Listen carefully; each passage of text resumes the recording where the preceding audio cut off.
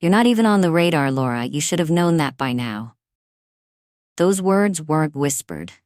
They were delivered across the conference table in front of 30 people, managers, team leads, and senior staff. With the coffee still warm, with everyone seated, eyes on me like I'd just tripped in heels too high for a promotion I dared to want. The voice came from Darren, my division director. Same Darren I'd worked under for 10 years. Same Darren who once told me I had potential that could change the game. Now he wouldn't even meet my eyes. The silence afterward wasn't awkward. It was intentional, measured, heavy. I remember gripping the arms of my chair just to stay grounded. My smile froze halfway up, still caught on my face like a bad mask. I was seconds away from speaking. I'd even prepared a note of congratulations for the person I assumed would be getting the role. But I hadn't expected to be erased like that. Not publicly, not so cleanly. Someone across the table cleared their throat. Someone else shifted in their seat. No one said a word. The promotion list was projected behind Darren on the big screen. My name wasn't on it, not even in the footnotes, not even marked as a backup if all else fails. 10 years. 10 years of taking the late shifts, stepping in when projects got too messy, mentoring juniors, training assistants who got promoted faster than me. And today, without warning, without explanation, my name wasn't even considered. But the worst part wasn't being left out. It was how they made sure I found out in the most humiliating way possible, surrounded by my peers, while still holding a notebook full of strategy ideas I was never going to present. I could feel it happening in real time, my reputation being folded into silence. Darren didn't flinch. He just turned back to the slide deck like he hadn't gutted me with one sentence. I sat there, notebook open, pen still in hand, watching the rest of the meeting move forward as if I wasn't even in the room. And maybe, in their minds, I wasn't. You'd think someone would say something, offer a glance, a shrug, anything. But people looked past me like I'd died 5 minutes ago, and no one wanted to deal with the body. Even Linda, my lunch buddy of 7 years, avoided my eyes. I could feel the heat rising in my neck, but not the kind that screams or storms out. This heat was internal, controlled, surgical. The kind that builds when your dignity has been burned to ash, but something deeper begins to smolder underneath it. I closed my notebook, slowly, deliberately, and I said, just loud enough to cut through the clinking of coffee cups and quiet applause for the newly named VP, I'll take the closing slot next Friday.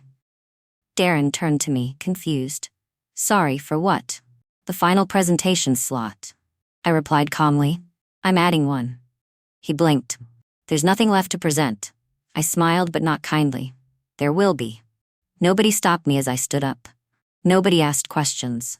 I walked out of that conference room with my spine straight, my heels sharp against the polished floor, and my pride gathering itself like smoke reforming into fire. They thought they'd ended my chapter.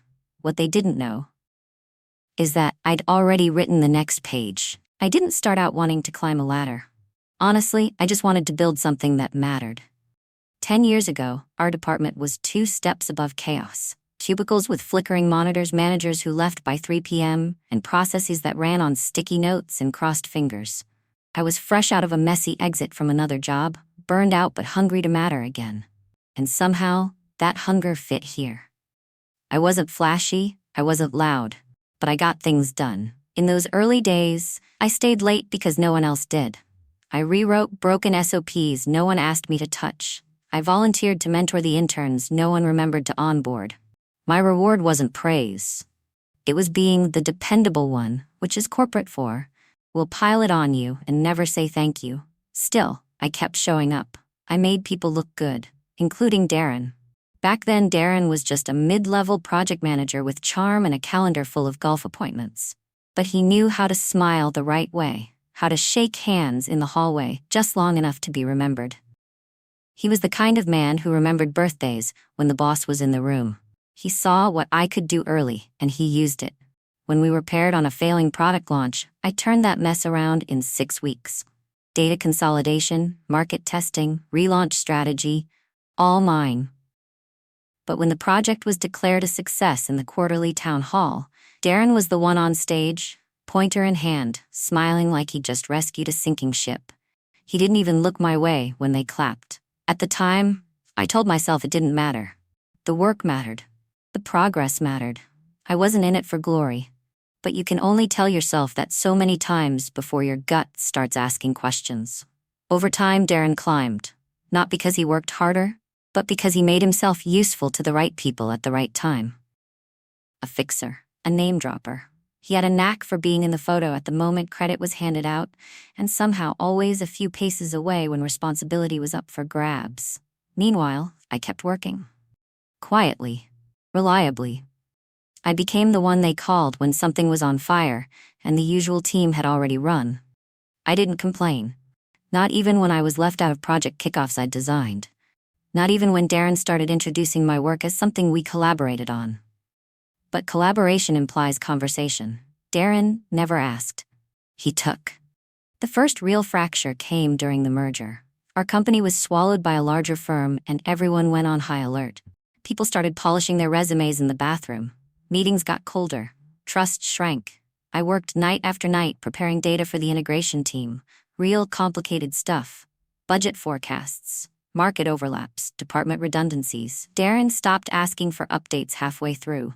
Then one Friday morning, I logged into the portal and saw my exact slide deck, uploaded under Darren's name. I confronted him, not in front of anyone, just by the coffee machine. I said, "You used my deck." He didn't deny it. He just smiled and said, "We're on the same team, Laura. Wins are shared, right?" I didn't have a comeback. Not because I agreed, but because I was too stunned by how normal it was for him. Like theft was just part of the game and I was naive for not playing it better. After that, I started keeping backups, copies of drafts, email threads, timestamps. Not for revenge.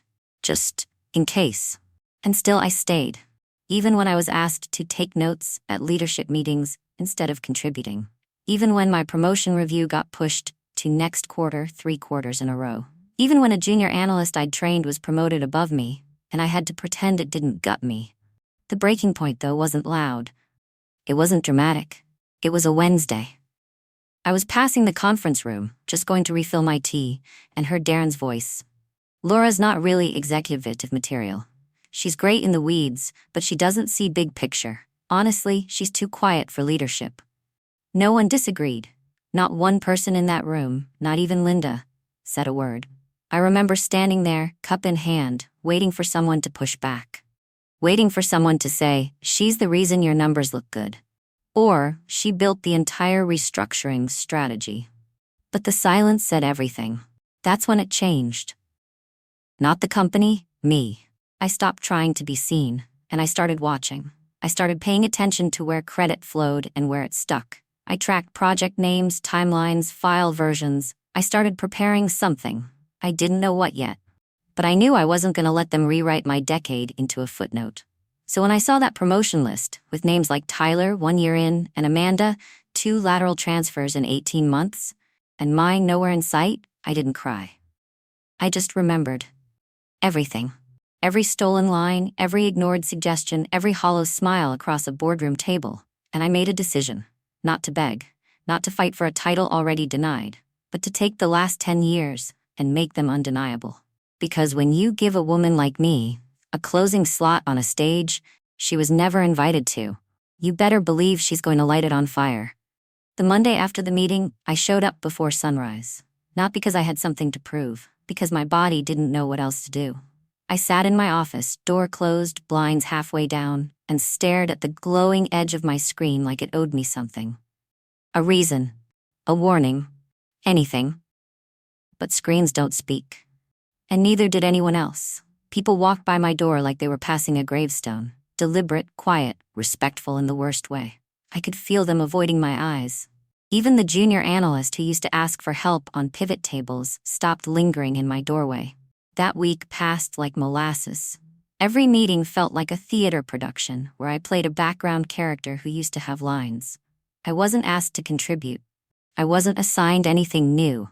It was as if I'd become inconvenient, too heavy with history, too full of proof they didn't want to face. And yet I watched as Darren began prepping the Q3 pitch, the one I'd outlined in a confidential memo 6 weeks earlier. I saw my numbers, my charts, my framing, just with the titles changed and the fonts slightly tweaked. He was preparing to steal it again. Not just my work, my exit. Because I knew him by now. Darren didn't just want to erase me, he wanted to replace me before I ever got the chance to speak. That's when something shifted. I didn't feel betrayed anymore. I felt focused. Every moment after that became a quiet calibration. I started rebuilding my own version of the Q3 plan. Not a copy, not a confrontation, a full, irrefutable upgrade with every piece sourced, timestamped, and traceable. I went through a year's worth of decks and pulled exact contributions, tracked the metadata, found the emails, the attachments, the timestamps. Not for HR, not for show, just so I'd know. Because if they were going to pretend I never existed, I'd at least make sure my absence echoed. That Thursday, I stayed late. Most people had trickled out by 6, but I sat there, lights dimmed, fingers resting on my keyboard, not working, just waiting. Across the office, the only other light still on belonged to Darren's office. I watched his reflection in the window, arms gesturing, lips moving. A final rehearsal. He thought I was gone for the day. He thought I was done. I leaned back in my chair and looked around at the space that had once felt like home. My first stapler was still in the top drawer. The coffee mug from the retreat 6 years ago, chipped on one side, photos of the team from back when we still cared about each other. I should have been angry, but all I felt was clear. Because all along, I'd played this game wrong. I thought showing up, working hard, and staying loyal was enough. I thought people would remember who built the foundation, who kept the wheels turning when others took credit and long lunches. But they don't remember, not until you remind them. So I sent the email, just one line. I'll be taking the final presentation slot for Q3 strategy next Friday, approved by finance, calendar updated.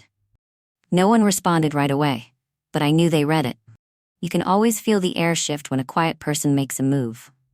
The next morning, Richard passed by my desk and said nothing. Just tightened his jaw like someone who suddenly couldn't control the ending. The silence around me grew. People didn't know what I was planning, but they knew enough to stay curious. I saw the side glances, the hallway whispers, the way people started being nice again, like they remembered I wasn't just some burned-out department ghost. I was the one who taught half of them how to use the tools they now take credit for. And then, something unexpected happened. Sarah, our operations lead, who rarely spoke unless required, stopped me in the hallway. She leaned in, just enough so no one else could hear, and said, "Whatever you're planning, don't back down. I've seen what you built, others have too." It stunned me. Not just her words, but the way she looked at me when she said them. Like I wasn't invisible. Like I hadn't been. Later that day, I got an automated reply from Richard's calendar invite. Presenter changed, Laura Caldwell, final Q3 strategy presentation. No note, no objection, just a silent acceptance or a warning. Either way, I was in. I spent that weekend preparing. Not with flair or theatrics, just the truth. I cleaned up the slides Darren had quietly stolen and reattached the original sources, with timestamps and traceable files. I built out the metrics, labeled every market shift projection I'd forecasted 6 weeks ago. And then I added something else. A slide with no title. Just a flowchart of every major project from the last 3 years, each connected to a name. Each name connected to real work. No guesswork. No ego. Just accountability. And at the bottom in small print, if you're going to lead a company, start by knowing who actually runs it. Friday came faster than I expected. The meeting room filled slowly. Department heads, 2 VPs, legal, finance, HR, even the CEO had dialed in from the New York office. They'd all come expecting another Darren special, big talk, vague promises, lots of energy. But instead, it was me. I stood up without ceremony, plugged in my laptop, and clicked start. The first slide? Blank white. Then in slow reveal, before we plan Q3, let's understand how we got here. I looked around the room, every eye on me now. Some skeptical, some confused. A few, finally, hopeful. And then just before I clicked to the next slide, Darren stood up. "Laura," he'd voiced tight, "I think you might be confused. This isn't your role." I didn't flinch. I simply looked him in the eye and said, "That's what you thought." Then I turned back to the screen and clicked next. The invitation arrived wrapped in that glossy ivory cardstock they only bring out when the board's in the room. Company Growth and Vision Summit, Friday, 9 a.m., main conference hall. It wasn't just any meeting. It was the meeting.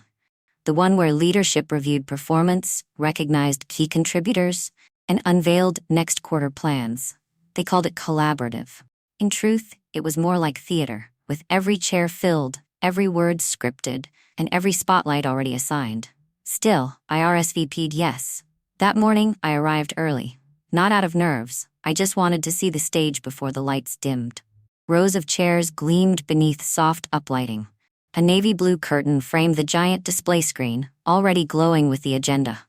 I stood in the back, still in my coat, just watching the people trickle in. Directors first, then department heads, and finally the middle managers who'd squeeze into the sidelines and take notes for someone else's success. I wasn't seated at the table. Not this time. I was in the back row, right by the catering station, right where they'd hoped I'd fade. But that was never the plan. Richard opened the meeting with his usual flair. A joke that didn't quite land. A slide deck heavy with stock photos and inflated graphs. Then came the moment he'd been rehearsing for weeks, the one where he announced the new initiative for Q4, using words I recognized all too well. Because I'd written them. My phrasing, my structure, my core metrics, just scrubbed clean of my name and delivered like fresh bread from his own oven. The room clapped, some nodded, one even mouthed, "Wow." But just before Richard could click to the next slide, a voice interrupted. "Actually, sorry, before we move on." The room froze. All eyes turned toward the side wall where Mia stood.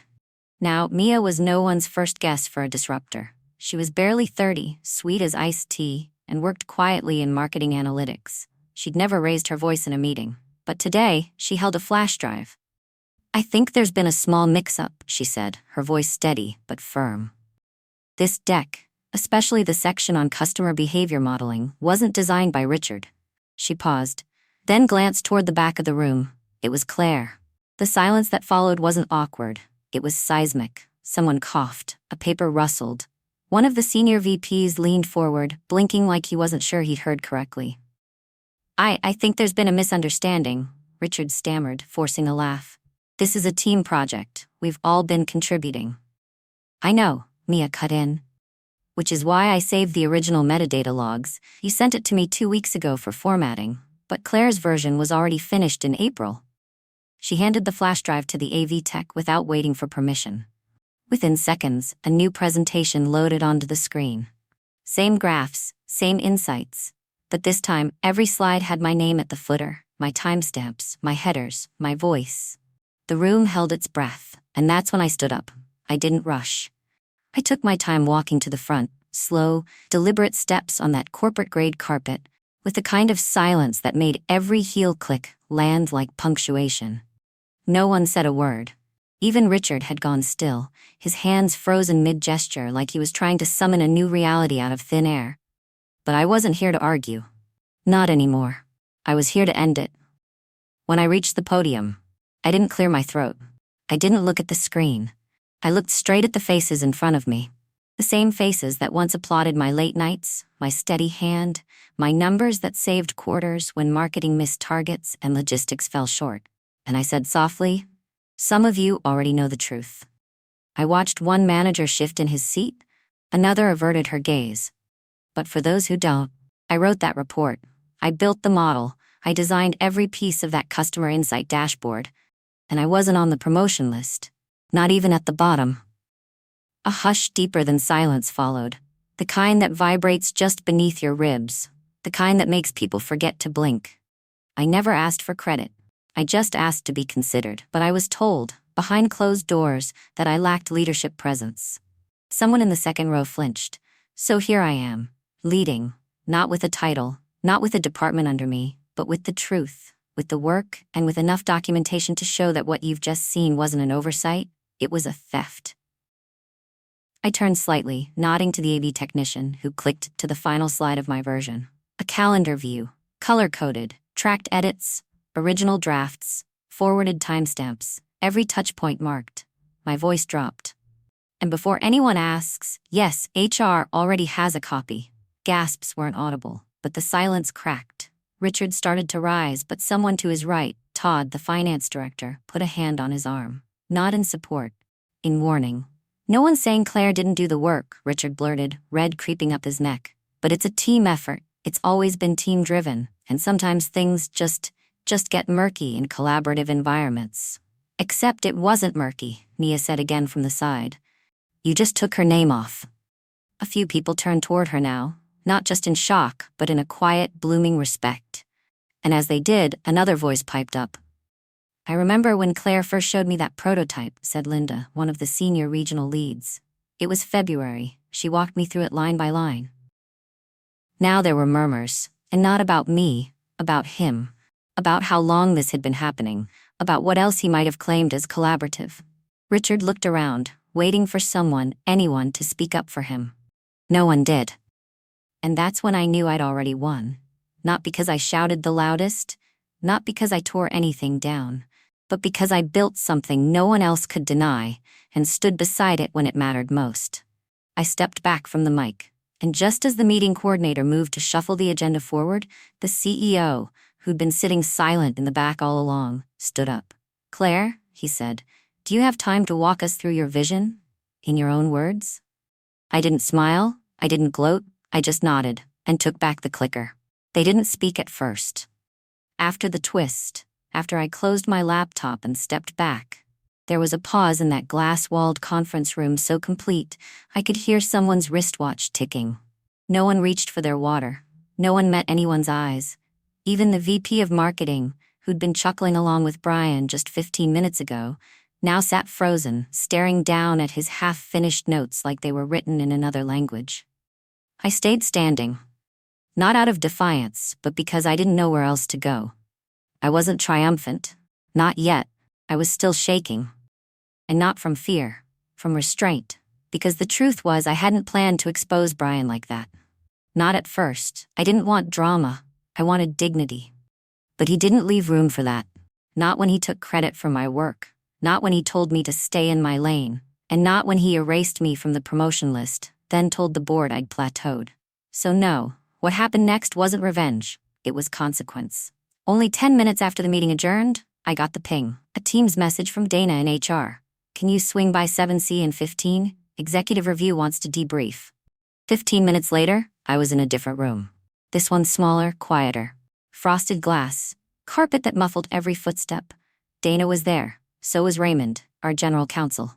And so was Anne, the only board member who hadn't smiled once during Brian's speech. Anne spoke first. You came prepared, she said, her voice flat but not unkind. Tell me, how long have you known?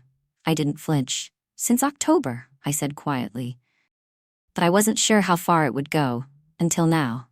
She nodded once, then glanced toward Raymond, who tapped his tablet and murmured something about documentation chain and audit trail. I didn't catch all of it. I was still trying to steady my breath. Then Dana leaned forward. Would you want to stay? She asked. After all this? I looked at her. That was the first time it hit me. I had a choice. For so long, I'd thought my only power was survival, sitting quietly, working harder, hoping the right person would notice. But now I realized something that changed everything. They needed me, not the other way around. Even then, I didn't say yes, not immediately. I just asked for time. Let me think about it, I said. And if I stay, it'll be under new terms. They agreed. And Brian? Well, Brian was placed on immediate administrative leave pending investigation. That's what the email said, the one that went out company-wide just before 5 p.m., titled Update from HR Leadership. It didn't name me. It didn't mention the project or the lies or the missed promotion. But everyone who mattered knew. Everyone who'd been in that meeting. Everyone who'd watched the way the room turned cold when I stood up and said, actually, I can clarify that point. I heard later that Brian tried to call a few people, colleagues he'd mentored, younger execs he once championed. No one picked up. He was gone by the end of the week. They cleared his desk before lunch Friday. No one said his name out loud. Not in front of me, anyway. And then something strange happened. People I hadn't spoken to in months, people I thought had written me off, started dropping by my office. Some just smiled. Some brought coffee. One quietly slipped me a post-it that read, "That was brave. Thank you for doing what we all thought about." It didn't feel like vindication. It felt like air returning to a room that had gone stale. Still, I wasn't rushing to reclaim anything, because by then, I knew better than to see a corner office as the finish line. What mattered wasn't the title. It was the peace of knowing I hadn't betrayed myself to get it. I didn't move back into Brian's office. They offered it. After all, it was empty now and technically mine by rank, but I said no. There was something suffocating about that room. Too much glass, too many ghosts. Instead, I asked for a different space, one floor down, tucked in a quieter wing, closer to where the project teams worked. The same floor where I started a decade ago. Some called it symbolic. Maybe it was, but to me it just felt grounded. And the desk? Just a plain one. No nameplate, no ego. I didn't need people to see my title anymore. They could feel it, because something had changed. When I walked into meetings, people looked up. When I spoke, they listened all the way through. Not because they were afraid, but because they respected it now. The fact that I didn't burn the place down, even when I had every reason to. Even the ones who'd stood behind Brian shifted. One of the younger VPs, Travis, stopped me by the elevator one morning. He looked nervous, fiddling with his tie. I should have said something sooner, he admitted. I saw some of the things he was doing, but I kept thinking, maybe he was just being tough, you know? I let the silence stretch. Then I said, silence feels safe. Until it isn't. He nodded. You're right, that was enough. I didn't need groveling. I just needed honesty. And honesty, real honesty, was finally starting to ripple through the building. Policies were reviewed, oversight restructured, a quiet email went out announcing a third-party ethics review. And though no one said it outright, I knew the ripple had started with me. But the most unexpected moment came 2 weeks later.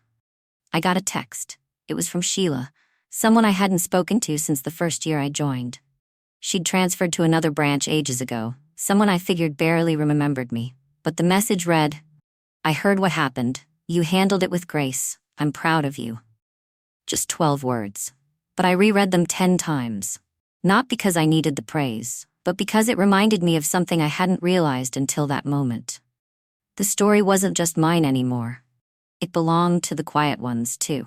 The ones who'd stayed late and taken the notes, who'd swallowed the insults, who'd walked out of rooms they were never invited back into, who learned to write emails twice, one for clarity and one for tone.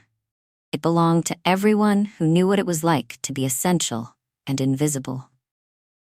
And so when the CEO asked to meet with me again, I was ready. He didn't bring an offer letter, just a cup of tea and a question. What do you want now? He asked. And for the first time in years, I had an answer that didn't come from fear. I want to lead, I said, but not from up there.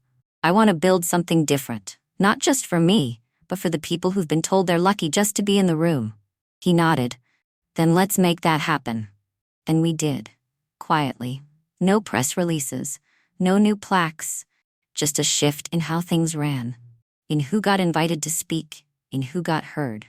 And one day, weeks later, I did something I didn't think I'd ever care about again. I opened the drawer in my new office and pulled out the old business card. The one with my old title. The one I kept long after it stopped meaning anything. I looked at it for a beat. Then I tore it in half, dropped it in the trash, and closed the drawer with a soft, final click. That sound? That was the sound of power, returning home. Some endings don't come with applause. They come with quiet. I wasn't standing in a spotlight when I walked away for the last time. No cameras, no champagne, just the soft hum of a Tuesday morning and the sound of my own breath steadying as I turned the key to my new office. Smaller, humbler, but mine. The space was nothing like the corner room I once dreamed of. No floor-to-ceiling glass, no polished brass nameplate. Just a secondhand desk, a chipped mug that read, "Do it anyway," and a corkboard full of scribbled hopes. But for the first time in a long time, I felt still. Like I didn't need to prove anything anymore. People think the hardest part of betrayal is the break. But really it's what lingers. The way you still instinctively flinch at the sound of someone clearing their throat behind you. The way your hands hesitate before opening emails. The way your smile has to learn itself again, piece by piece. Healing never looks like the movies. It looked for me like standing in a grocery aisle choosing coffee, no schedule to rush back to, no meetings hanging over my head. I caught my reflection in the freezer door, tired, yes, but not broken. I smiled. A real one, finally. Later that week a letter came. Handwritten, postmarked with no return address. The handwriting was slanted and careful. Elaine's. She was one of the quiet ones. She never clapped at meetings, never echoed the room. But she remembered. I should have said something, it read. But I was watching. And I learned more from how you held your silence than I ever did from the people who filled every room with noise. I stared at it for a while, then folded it gently and placed it in the back of my drawer, not out of pride, but out of peace. Sometimes that's all we need, not grand gestures, just someone saying, I saw you. The thing is, I don't carry anger with me anymore. I carry clarity. I know now that walking away wasn't a loss. It was a reclamation of time, of energy, of self-respect. I used to think loyalty meant staying until the bitter end. Now I know that real strength is knowing when the fight isn't yours anymore and bowing out with grace, not spite. These days I teach, not in a classroom, but over coffee, in quiet conversations, through mentorships with women who feel like they're running uphill in heels no one helped them choose.